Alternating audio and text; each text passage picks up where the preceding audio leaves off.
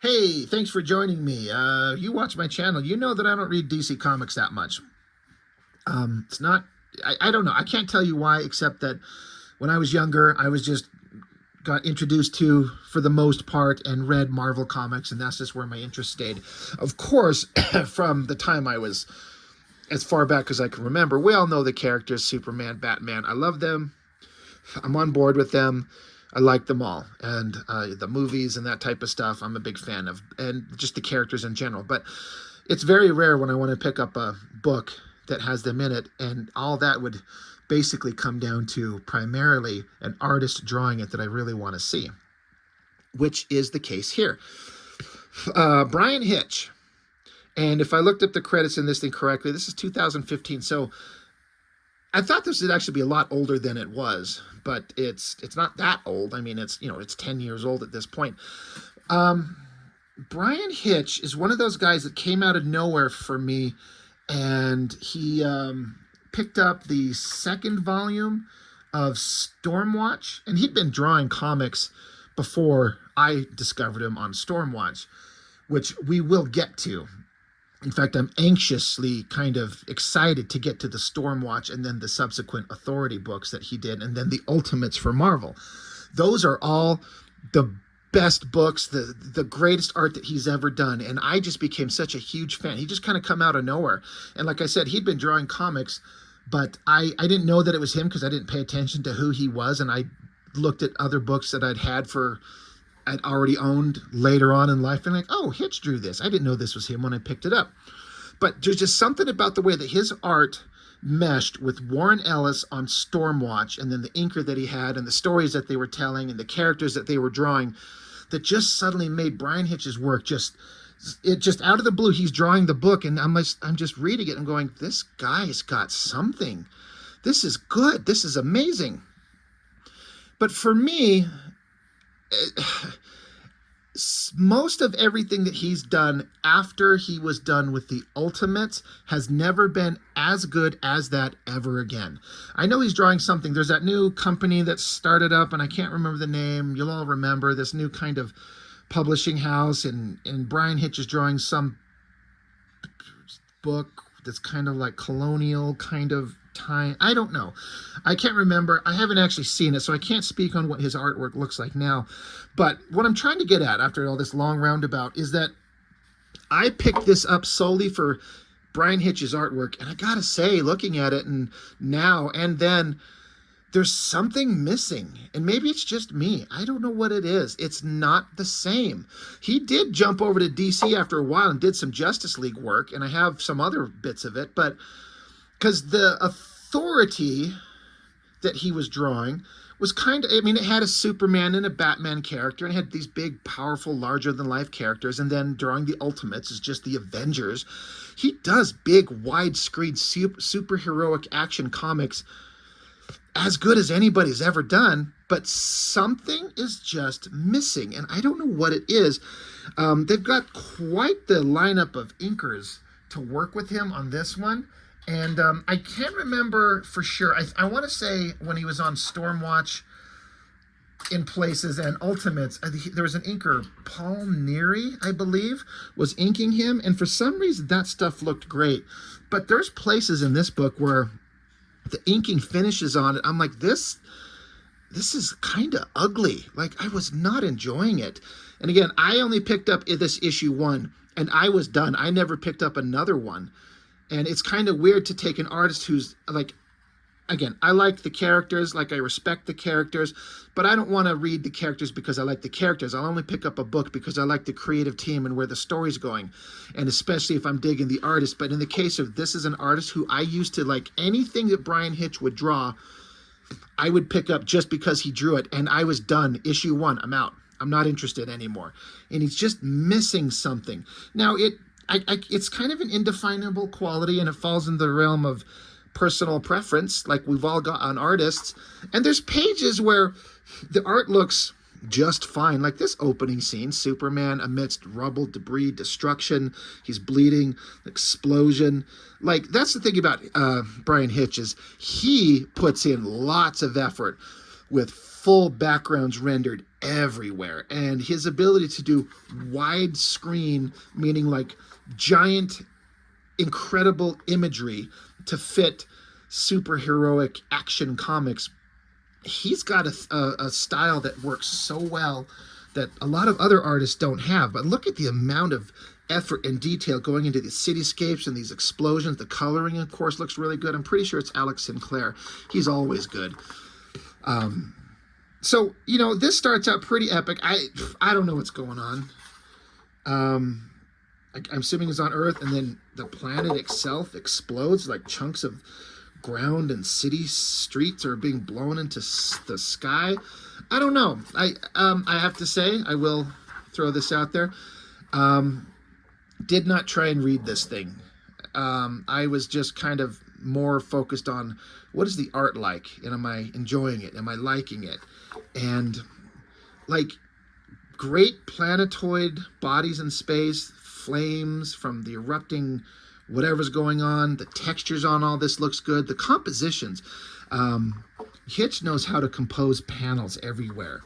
I like this moon surface with the craters. It all looks good. So it's kind of okay to start, you know, being completely honest. But then I was actually also kind of surprised. Apparently the story is written by Bryan Hitch himself, which I kind of didn't know that he'd done some writing. I mean, it just says Power and Glory by Bryan Hitch. And it doesn't list any writer or just penciler. It just goes straight to inks by Daniel Henriquez. I don't know who that is. With Wade Von Grawbadger. I know his inks.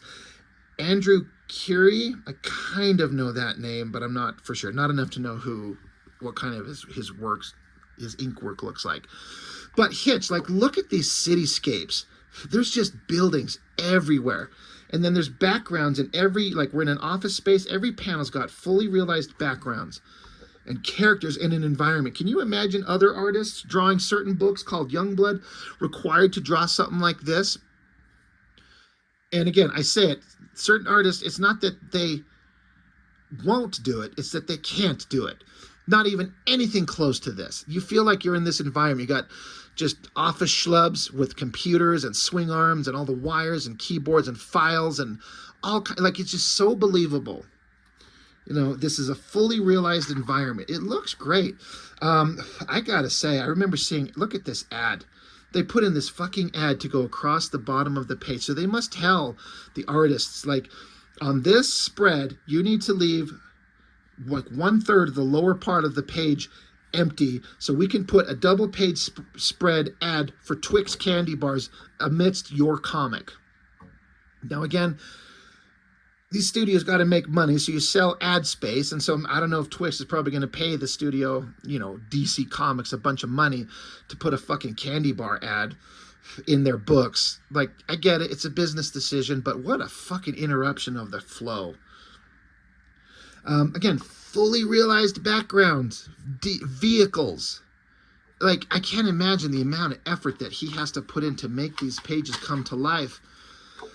But like I was saying, when I was reading his Stormwatch, his Authority, and his Ultimates work, I'm talking about Bryan Hitch, I was so into that work. And so, it's like the same art, but I'm not feeling it. The vibe just isn't there. I don't know what changed. I don't understand it. Look at this tilted Dutch angle shot. Got a big close-up of a guy's head here. I'm going to say this is a Wade Von Grawbadger inked page. I kind of know his inks. I followed him inking Stuart Immonen for a long time. These crosshatchy lines feel like Wade Von Grawbadger inks. He's really good. It'd be embarrassing if I was completely way fucking off. But again, the tilted angle, the Dutch angle, then look at all the detail in the ceiling technology, pipes and rafters and all kinds of stuff. All, again, always fully realized environments. These futuristic sci-fi backgrounds. I have to say, I wonder if this is anything anyone else out there has ever noticed. These panel borders where there's nothing drawn, it's just white, no hand-drawn black borders. It's just the coloring and the panel art defines the border rather than having something drawn. I bet there's the majority of people don't even look at that and notice in the slightest. But I don't know. I can't tell you why it bugs me, but I don't like it. I don't know why. But again, look at, I mean, Finch putting in all, Finch, oh my God, Jesus Christ. I was looking at a book with David Finch artwork. Hitch, Finch, Hitch, Finch, Hitch. It's got the same kind of ch sound. Anyway, sorry. If I do that again, please forgive me. But Hitch, I mean, overhead shot, great vehicle. The backgrounds are perfect everywhere. The coloring's amazing. So again, I don't know what it is. Why I wasn't feeling all of this. You can't complain about what he's done. And the art, I mean, it's as good. It's hyper professional. I don't like this Superman redesigned costume. It's just to kind of go along with the Man of Steel movie. I actually don't remember how long ago it's been since that Man of Steel movie came out, what the year was, but I don't like the collar coming up. I'm the guy that likes Superman with his red little underwears. Anyway, it's a whole JLA comic, so you got to have all the characters. That's a pretty epic shot of Green Lantern coming down. Wonder Woman. Yeah, Flash, everyone's showing up. Batman's, of course, hanging out in the rafters, being dark and mysterious. So yeah, I don't know. This is just a me thing. I can't really point at, like, I mean, I do, whether I like it or not, is I'll point out things in art, in books, where I'm like, I feel like they really dropped the ball or screwed up or weren't putting the whole heart and soul in. I can't say any of that about any of this work. It is fully realized, fully rendered, fully complete comic book art with an absolute first-rate penciler. But I miss there was a time when I would just ogle every page that Bryan Hitch would do, again, on the aforementioned Stormwatch, and then Authority, and the Ultimates. And I'm just like, everything he did was just super inspiring. I was just loving it. And I can't wait to get to those, because I want to hype him up and show you, like, this guy did some of, like, the best art and the best comics I've ever seen. And this shit, I'm just not feeling it in the slightest. It doesn't help that it's the JLA and it's DC Comics, and I'm not kind of interested in their books anyway. But usually, even if I'm not into the story, the art can carry it for me. But I'm not having it, not feeling it. So again, this is a me thing. And I don't know if this is... I don't know if this is part of some kind of relaunch of things and redesigns on characters' outfits. I don't know. Like I said, I don't follow DC, so I don't know what all this stuff was. I can't get over how good his backgrounds are every time, and how long it must take to draw this, because I almost said Finch again. Hitch, Bryan Hitch. He draws in pencil on paper. To my knowledge, he's never done digital. And how, like, to grid this out? Like, Jesus Christ, is he good?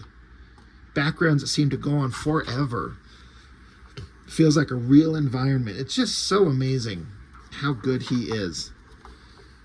Some great space laser space station thing. Superman's, whoever this is, because I was getting to the end of it, and Superman, he looks up, there's a booming voice, "Be at peace, I mean you no harm, do not be afraid, do not hide, come into the light." Superman saying, "It's him, it's really him." It says, "I am the great god Ra, and I have come to save you." Don't know who that is. So I don't know. So yeah, not much to say. Again, I'm not trying to be negative. It's just doesn't vibe with me. And I'm not feeling the Hitch art. Not feeling it. And I wish that I did, because I really, really want to like it, but I just don't. So, I don't know. Anybody got any kind of opinions, thoughts? You know, have you felt the same way about his work, or am I just kind of off in the wild here, being kind of a crazy man? Just not that interesting. But he has done some of the best comics I've ever read in my life to this day, and I can't wait to get to the Bryan Hitch stuff, which we will. So anyway, that's all for this one. Thank you so much for joining me. I really appreciate it. I'll see you next time.